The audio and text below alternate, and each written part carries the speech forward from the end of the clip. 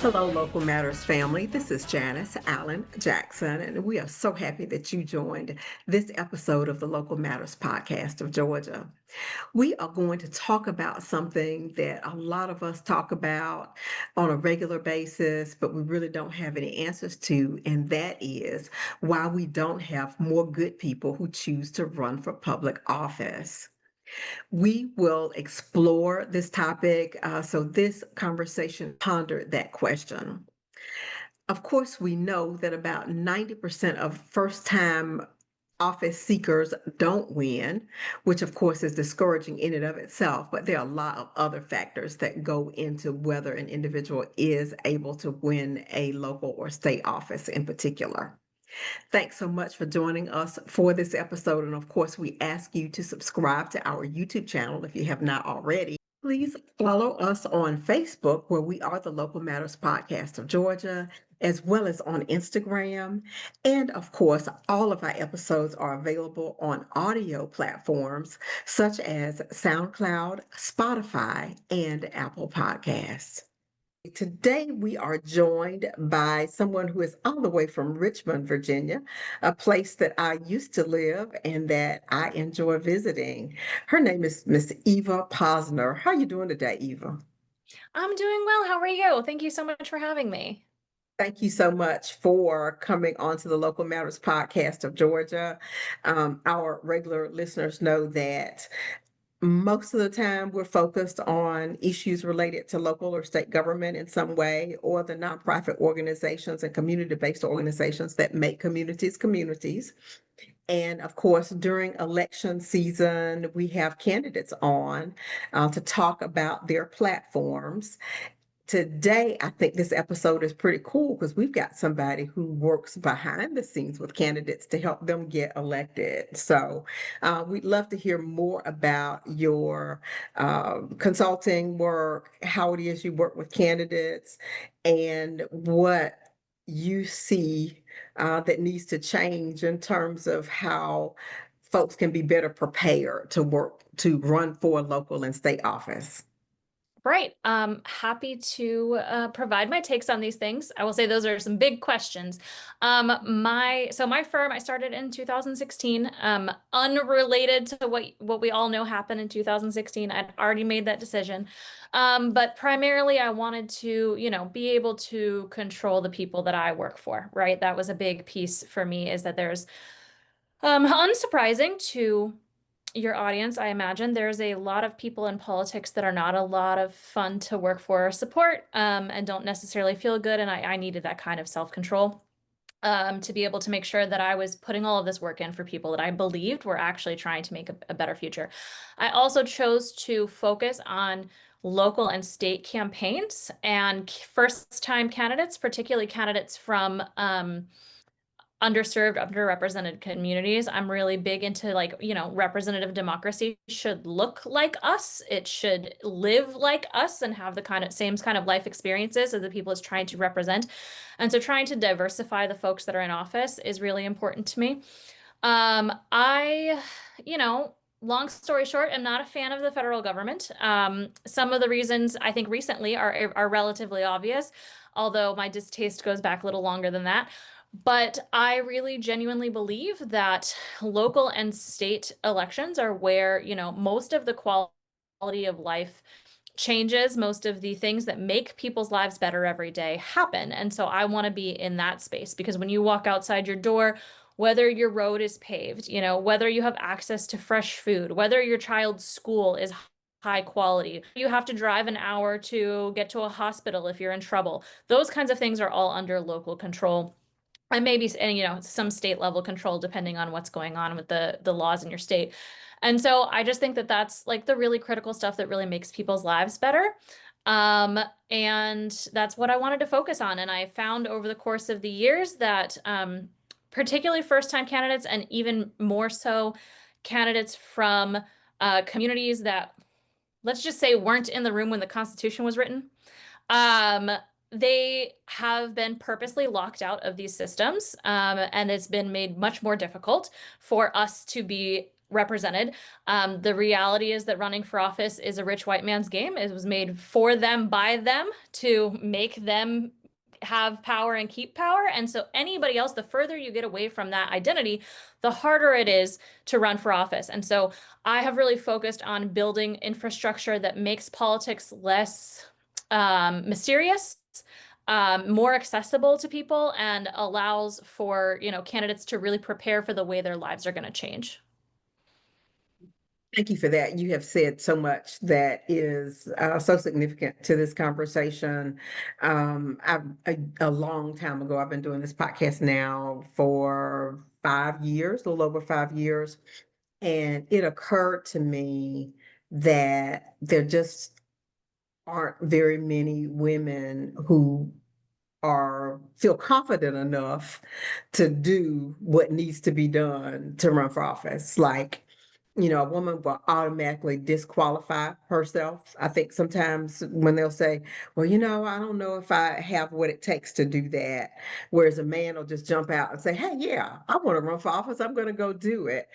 And then there's the notion of fundraising, which is really difficult, how hard it is to big folks for money, to convince them that they should believe in whatever it is that you stand for so that you'll get out and run. I mean, all those sorts of things I think have been barriers.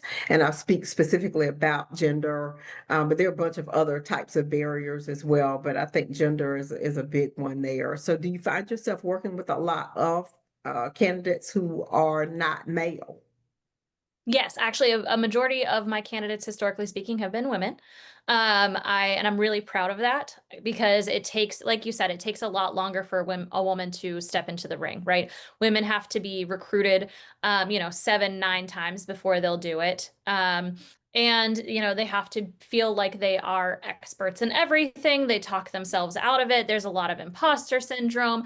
And not only that, not only the internal battles that women face from, society telling us that we can't do it, but then the external battles, the nasty stuff on social media, the threats to their safety, the sexism that they'll face, the body shaming, things like that, that come from, putting yourself out there publicly. And so I do work with a lot of women, and frankly, running for office as a woman is only getting harder in my experience currently. It's a really sad thing, especially because we need women, I think, more than ever to step up. But it is a really, really tough space to be in and to choose to like put your life and your family through.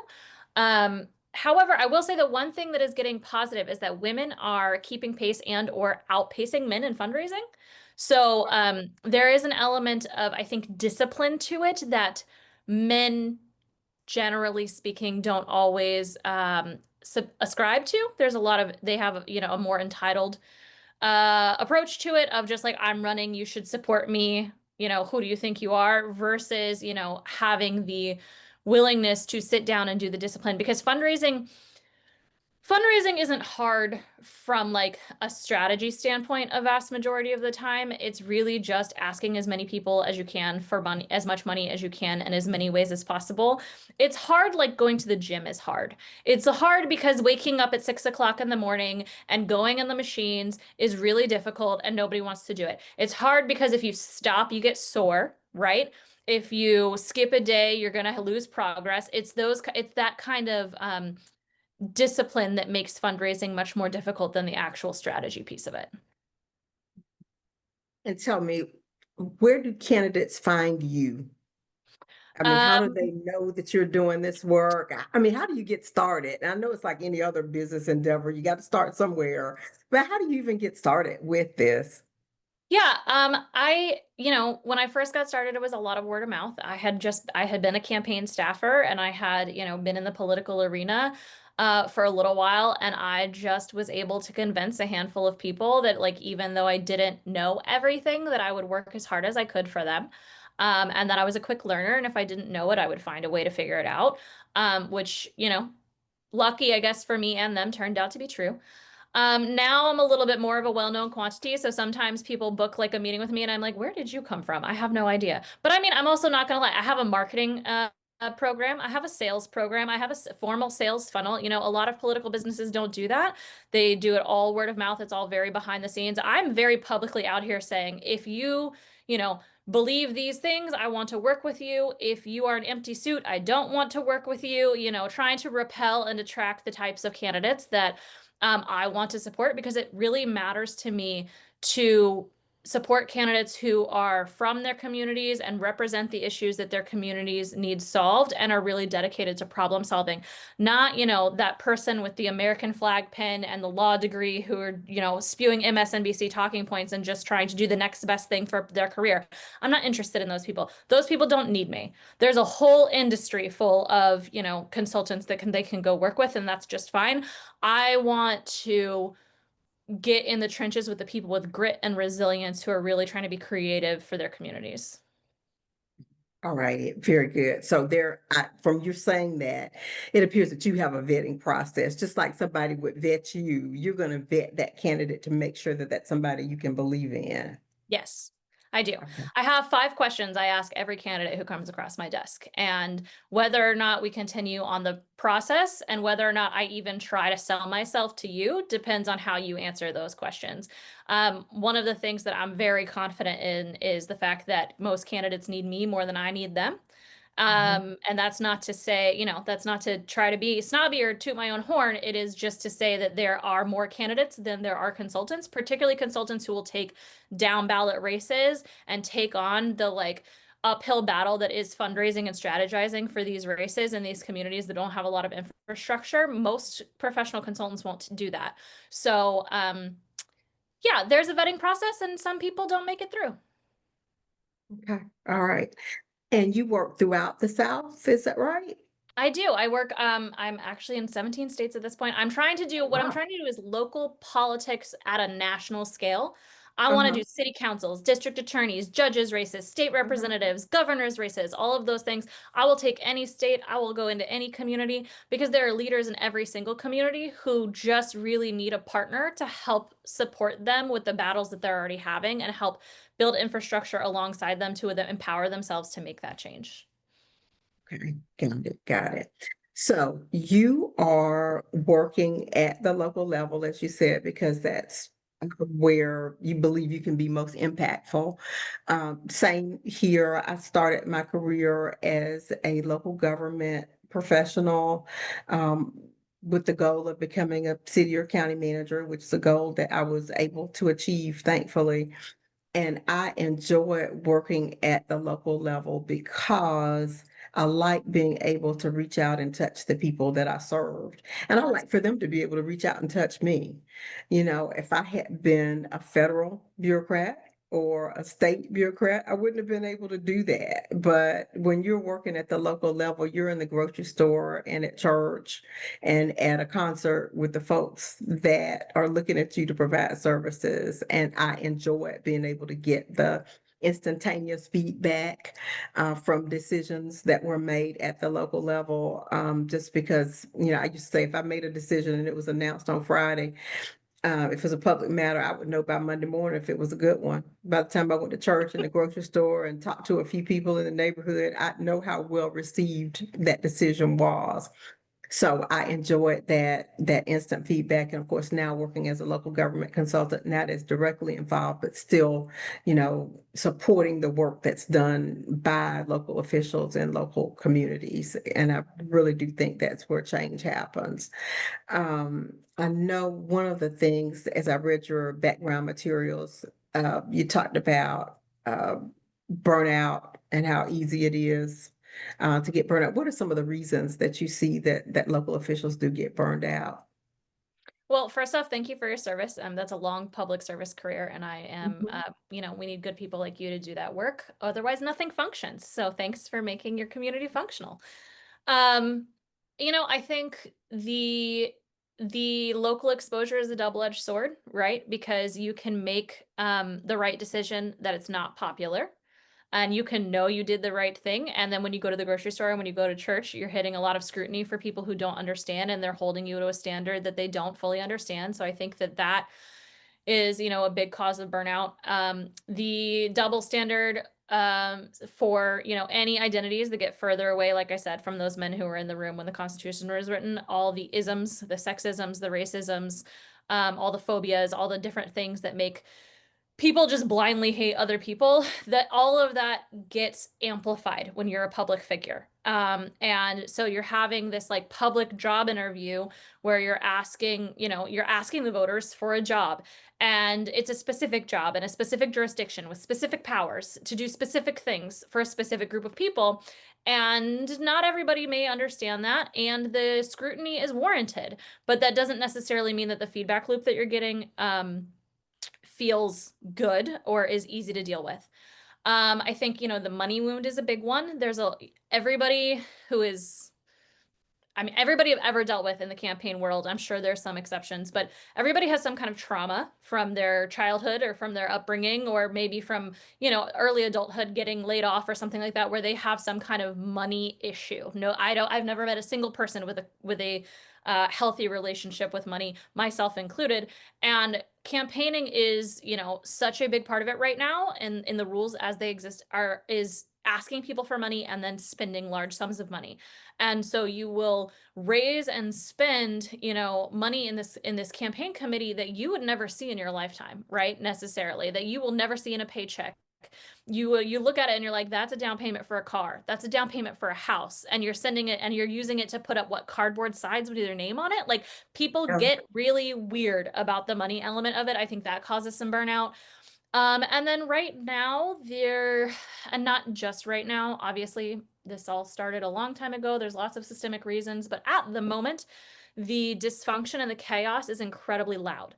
Um, there's a lot of, things coming out of DC that make people unsure if they're going to have a job tomorrow, unsure if they're going to be able to make the change that they, want to make, unsure, if they're even going to be able to pay their rent, let alone make an informed decision about who should elect them. And so you're trying to get through to people about really important critical things, and you feel the weight of the world on your shoulders, and you're really trying to make a point to people about how this is how you're going to help.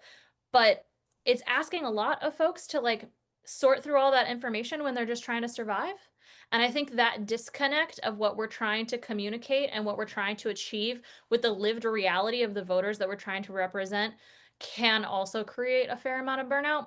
And then also, just like, to be frank, politics is toxic. It's yucky. It's corrupt. There's a lot of lying. There's a lot of backroom deals. There's a lot of being locked out of rooms that you have every right to be in. And it can just, from a day-to-day perspective of like grinding through the job, really wear you down. Yeah, it is. I can see that it would wear people down, but then again, I don't seem to see a lot of people who are elected voluntarily decide I'm not going to run anymore. You know, Yeah, no, some of them that's stay in true. place for 20, 30, 40 years in the same office. So, what do you think's happening there? Well, I think a lot of the burnout, frankly, I think it happens on the campaign trail, before anybody actually establishes themselves as like the local elected or local leader. Most of the burnout that I have seen has been from people who are fantastic potential leaders, fantastic candidates, but haven't yet made it into office. The reality of the situation is like 90% or something of first-time candidates lose. And so having to go through the entire campaign situation to end up on the other side losing, you may or may not decide that it is worth it. You may burn out before you get into office. The other thing is, I will say, I think, I don't think, I know for a fact it is easier to stay in office once you're in office. Re-election campaigns are significantly easier than first time. Being an incumbent is significantly easier than being a challenger. There are so many advantages, whether it comes to name ID, fundraising, institutional support and endorsements, things like that, that just, some people don't even have to pay attention to their campaigns. They technically file for the ballot, and not even some people, a lot of people. There are over 500,000 elected offices in this country, and we only ever talk about like 500 of them, which is absurd and a big part of the problem. But so many of those folks go unchallenged. So many of those folks, like, even if they are challenged, they have a war chest that's 20 years old that has, $300,000, $500,000 in it, and like their challenge is going to raise what, 10,000 Mhm. and try to make and try to make a difference. And sometimes it works and sometimes it doesn't, but it's very rare for incumbents to take the challenge seriously. Not only that, I think it's hard to give up power. I mean, the reality is that anybody who's in politics has an agenda. I don't think that's a Mhm. bad thing. You should have an agenda. You should come into this space trying to achieve something. You should be trying to make the world better and doing this work for a reason. And so there are a lot of people who, work really hard to gain a lot of power and they trust themselves to get the results that they think that need to happen, and they don't trust other people to do it, and they're unwilling to give up the power necessary. And then I think, there's also just like corruption and stubbornness and several other factors. The next thing I was going to bring up. So good segue here. I, throughout the local government career I've had, of course, I've worked in several different communities, and I think in every community in which I've worked, I've witnessed somebody have to go to jail. Hmm. Um, and of course, there are a lot of people who think that anybody who runs for office is a crook. And that narrative is reinforced when they see, folks getting sentenced.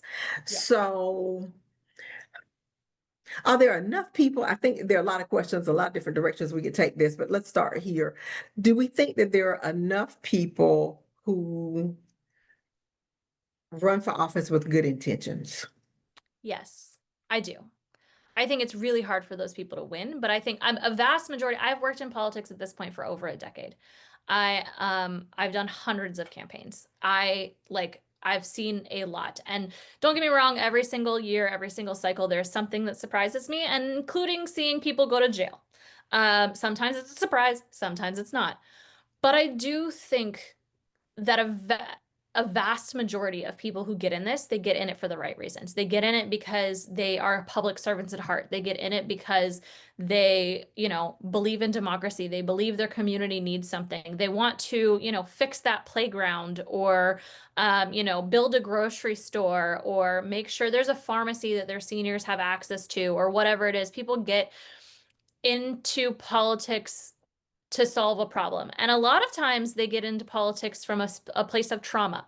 A lot of times leaders choose to run or choose to even like to staff campaigns, even to just be involved at all, because there's something that happened to them or somebody that they love that they're trying to prevent from happening to somebody else. And they're facing that trauma every single day in making these decisions for people and in trying to gain enough power to actually make that change. I think a vast majority of them are good people. I think the problem stems from, I don't know, there's a lot of factors, but I think, the good work doesn't get the headlines, right? The corruption gets the headlines. It's the same way people will think a community is unsafe because there's newspaper headlines about a murder, but it's the first murder in 30 years, right? Or crime's gone down, but what do you hear about Chicago? It's selective gatekeeping information. There's a lot of feedback mechanisms that make people think things that are untrue, and yes, there are jerks. And yes, there are corrupt people. And yes, some of them deserve to go to jail, and probably more of them deserve it than actually make it through. However, so many really good people really do try to make a difference. And I think the real shame in it is that a lot of those people, the most accessible place to start is the local level. And that's where you don't find the funding, you don't find the parties, you don't find the infrastructure or the support, you don't find the staffing, and it's really hard to break in, and you can burn out before you get in.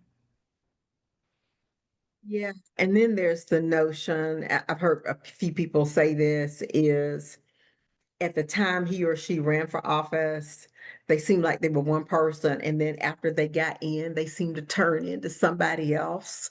Yes. And I wonder, I always think when that happens is that the power or perceived power of the role brought out something that was probably already there to begin with.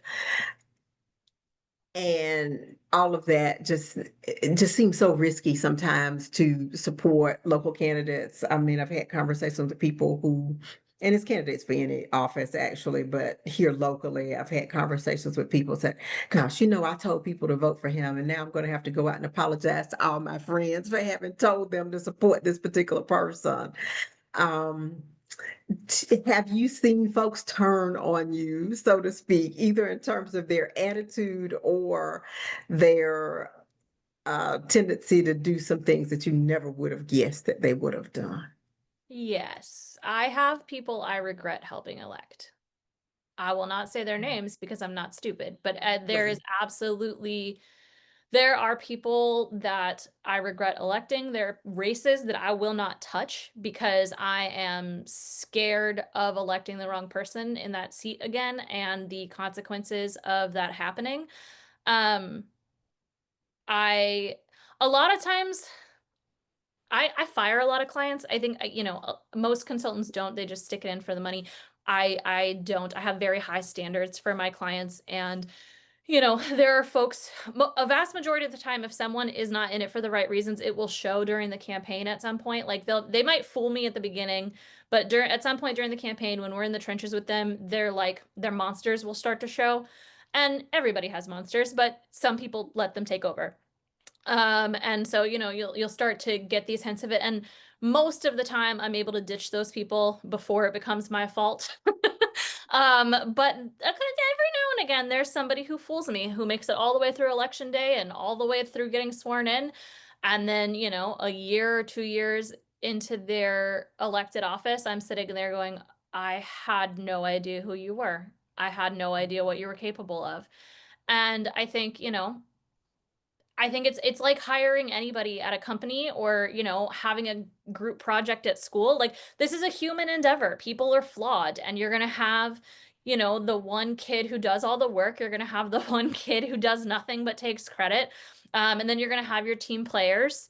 And you're going to have your people who, are honest and your people who are dishonest. And you're just trying to do your best to navigate, um, all of those situations and be able to really like look yourself in the eye in the mirror at night. Appreciate that. That completely resonates with my experience as well. Some of the things that I've seen and heard. I mean, there've been a few people, and obviously I'm not calling any names either, but I'll hear that the person did something. I'm like, what?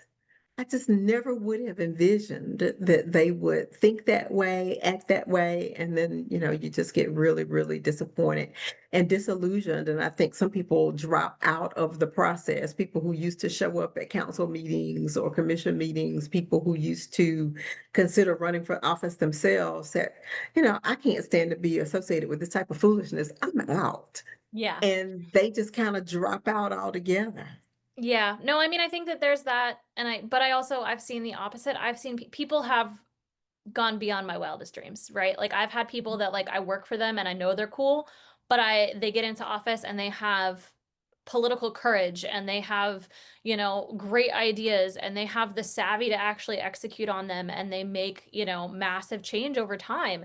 Um, one policy or law or population at a time. And it's so inspiring when you have those people, when you get there and you can trust that they're going to make the right vote, that they're going to make the right decision, or even if they don't decide something you agree with, that they truly believe it was the right thing and they can explain to you why and they can talk you through like why they made that decision and you can go, okay, I understand that perspective even if I don't agree with it. And so there I have definitely had the regrets, but I've got people that, every couple of months they get something done that just inspires me beyond, imagination and is the kind of stuff that keeps me going in the face of like, are we going to have a democracy in a couple of years, right? Like things are very existential and having those moments, those wins that, I'm not taking credit for them. Those they belong to the elected officials, but being able to even know that I had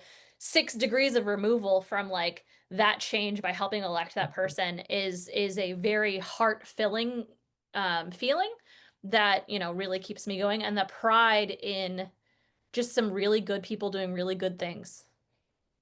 Okay. I see that you work with a lot of first-time candidates. That's a core part of your practice. And I guess my ultimate question is for anybody who's listening today and he or she's thinking about making a run for office, what are the right reasons to jump out there and say, hey, I want to? I mean, the biggest thing I would say is identifying the problems you're trying to solve and the people you're trying to help. You cannot fix everything and you cannot help everyone. It's impossible. There are only 24 hours in the day, no matter who you are. And if you try to do everything, you're going to do it all poorly. You have to focus on something, and you have to have that focus be something that keeps you going. What's that thing that keeps you awake at night, right? What's that thing about your community that is just like, it's just under your skin that your leaders won't fix it, and you know that there's a solution to that thing. If you can keep that thing and those people like in your mind and in your heart and keep going after that, then you can really navigate everything else, knowing that you have a North Star that will, help you navigate through it. That's not to say you won't make mistakes. Then it's not to say you won't get into like some weird situations, but you will keep going and you can trust yourself to make the right decisions. Don't do it for career advancement. Don't do it because it's fame for ugly people. Don't do it because your daddy wants you to, right? Or whatever, like your legacy crap. Don't do those. But if you are looking at your community and there's a disconnect between, what your neighborhood needs and what your local electeds are doing, and you see a path to solving any of those problems, put your hat in the ring. The worst thing that can happen is the voters say no. All right. Thank you for that advice. Shifting gears a little bit, but not a lot. One thing that you mentioned early on was about women running for office and the whole notion of body shaming and all of that. Of course, I'm in the great peach state of Georgia. And a few years ago, we had an impeccably qualified female, African American female candidate for governor. Mm-hmm. And that was one of the issues that came up repeatedly was that, she's big. Right. And I wonder how many votes she lost because of what people perceived about her based upon her physical appearance. Um, Yeah. do you see women being able to overcome those sorts of things very often? And how do you go about overcoming something like that? Yeah, I mean, I see women overcoming body related things all the time. I think, it's something that women go into being in a public space knowing is going to be an issue.